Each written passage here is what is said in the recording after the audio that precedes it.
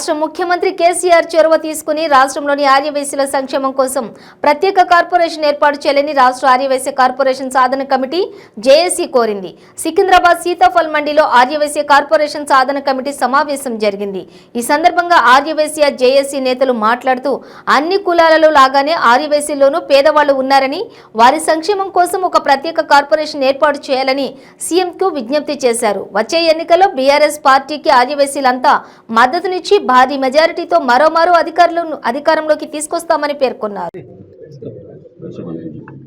జై కేసీఆర్. నేను ఒక బీఆర్ఎస్ నాయకురాలుగా మాట్లాడుతున్నాను.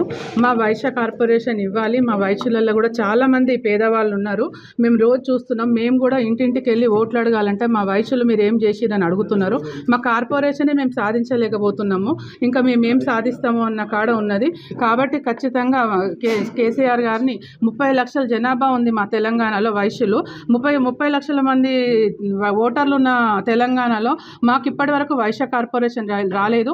అందులో కూడా 50% వైశ్యులు పేదవాళ్ళు ఉన్నారు. చాలామంది బట్టల షాపులలో అమలు చేసుకుంటున్నారు. కాకపోతే బయటకు రావడం లేదు. మీకు కనబడతలేరా కేసీఆర్ గారు అని అడుగుతున్నారు. మా నాయకులం అందరం మేము చూస్తున్నాము. ప్రతిరోజు మా ఇళ్ళకి సంఘాల నాయకుల దగ్గరికి వచ్చి ప్రతి ఒక్కరూ వాళ్ళ బాధలు చెప్పుకుంటున్నారు. మీ దృష్టికి తీసుకొస్తున్నాము. అయినా కూడా మీరు స్పందిస్తలేరు. ఇప్పుడు మీరు అనుకుంటే ఒక రాత్రి మీరు ప్రకటించగలరు వైశ్య కార్పొరేషను. ప్లీజ్ రిక్వెస్ట్ చేస్తున్నాం మిమ్మల్ని. మాకు వైశ్య కార్పొరేషన్ ప్రకటించాలి. మా ఓట్లన్నీ కూడా మీకే వేస్తాం వైశ్య కార్పొరేషన్ ప్రకటించినట్టయితే. తర్వాత పరిణామాలు మేము చూడలేము. కాబట్టి మేము బీఆర్ఎస్ నాయకురాలుగా ఒకసారి మిమ్మల్ని వేడుకుంటున్నాం. మేము జై నమ్మకం ఉన్నది మాకు ఇస్తారని మాకు వైశ్య కార్పొరేషన్ ఇస్తామని చెప్పి మన ముఖ్యమంత్రి గారు, ప్రియతమ ముఖ్యమంత్రి గారు కేసీఆర్ గారు ప్రకటించారు. మరియు అలాగే మేనిఫెస్టోలో కూడా పెట్టడం జరిగింది.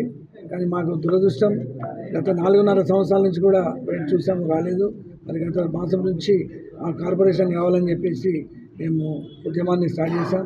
మరి పెద్దలు ముఖ్యమంత్రి గారికి వరకు కూడా వెళ్ళినట్టుంది. దీని మీద ఒకటి సీరియస్గా ఆలోచించి మాకు ఒక కార్పొరేషన్, వైశ్య కార్పొరేషన్ ఇస్తామన్న దాన్ని మాకు ఇవ్వాలని చెప్పి కోరుతూ, మరి అలాగే మరి ఇప్పుడు అన్ని కులాల వారికి కూడా ఏదో ఒక బంధు ఉద్యాపన పథకం ఇచ్చారు. మా దానిలో కూడా చిన్న వృత్తుల వారు ఉన్నారు. మరి కుల వృత్తుల వాళ్ళు చిన్న వ్యాపారాలు, వారి బండ్లు, ఇంటి బండ్లు, మిర్చి బండ్లు, మరి విమర్శలు చేసే వాళ్ళు, వాళ్ళకు కూడా ఏదైనా ఒక ఉద్యాపన పథకం కూడా ప్రకటించాలి. కార్పొరేషన్తో పాటు అది కూడా ఇమ్మీడియట్గా తీసుకోవాలని చెప్పి నేను ముఖ్యమంత్రి గారిని మరియు బీఆర్ఎస్ ప్రభుత్వం వారిని మరి ఈ సభాముఖంగా కోరుతా ఉన్నాను. టైం లేదు కాబట్టి మరి ముఖ్యమంత్రి గారు అందరికీ ఎలాగైతే ఇస్తున్నారో మాకు కూడా మరి సమయం తక్కువ ఉంది కాబట్టి కొంచెం తొందరగా మాకు ఇస్తే మా వాళ్ళు చాలా సంతోషపడతారు. మా వాళ్ళు చాలా మీకు అండగా ఉంటారు. మీకు చాలా సపోర్ట్గా కూడా ఉండి మళ్ళీ మిమ్మల్ని గెలిపించుకునేటువంటి ఒక అవకాశం చేస్తాను. మాకు తప్పకుండా మా వైశ్యులందరూ కూడా మీ జంటే ఉంటారని చెప్పి నేను మనవి చేస్తూ, మరి మాకు పథకాలు మాత్రం తప్పకుండా మీరు తొందరగా ప్రకటించాలని ముఖ్యమంత్రి గారిని ప్రత్యేకంగా నేను కోరుతాను. మీ ఆర్య వాళ్ళు ఏమన్నారు అంటే ముఖ్యమంత్రి కూడా దగ్గర ఉండే వాళ్ళు కూడా ఉన్నారు కదా, వాళ్ళు కూడా సపోర్ట్ చేస్తున్నారు. వాళ్ళు కూడా అడుగుతున్నారు ముఖ్యమంత్రి గారిని. వాళ్ళు కూడా ముఖ్యమంత్రి గారిని రిక్వెస్ట్ చేస్తూ ఉన్నారు. మూమెంట్ వచ్చింది ఆల్రెడీ. ముఖ్యమంత్రి గారు వారి మీద ఒత్తిడి కూడా జరుగుతూ ఉన్నది.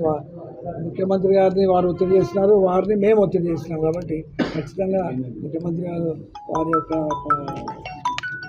పరిశీలించి సహృదయంతో పరిశీలించి చర్య తీసుకుంటారని చెప్పి మేము ఆశిస్తున్నాం. ఒకవేళ మీ తరఫు నుంచి వెళ్ళి ఈసారి కార్పొరేషన్ ప్రకటిస్తే బీఆర్ఎస్ పార్టీకే మద్దతు ఇస్తారా, వేరే పార్టీలకి? బీఆర్ఎస్కే ఇస్తాం. తప్పకుండా బీఆర్ఎస్ అవుట్ రైట్గా గెలిపించుకుంటాం.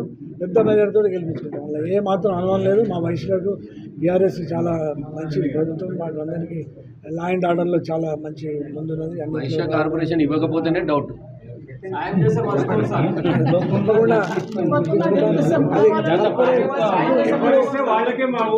ఇప్పుడు మాత్రము కార్పొరేషన్ ప్రకటించబోతే మా దానిలో బాగా రెవల్యూషన్ వచ్చేటువంటి అవకాశం ఉంది. అది మా వాళ్ళు అవేర్నెస్ వచ్చింది. మా కార్పొరేషన్ ఎందుకు ఎవరు అనేది ఒక అవేర్నెస్ వచ్చింది. మరి ఆ పరిస్థితి రానియరని చెప్పి నేను ముఖ్యమంత్రి గారి ఒక దగ్గర మిత్రులుగా నేను అనుకుంటున్నాను. ఆ పరిస్థితి రాదు. తప్పకుండా మా కార్పొరేషన్ తొందరలోనే ప్రకటిస్తారని చెప్పి నేను ఆశిస్తున్నాను.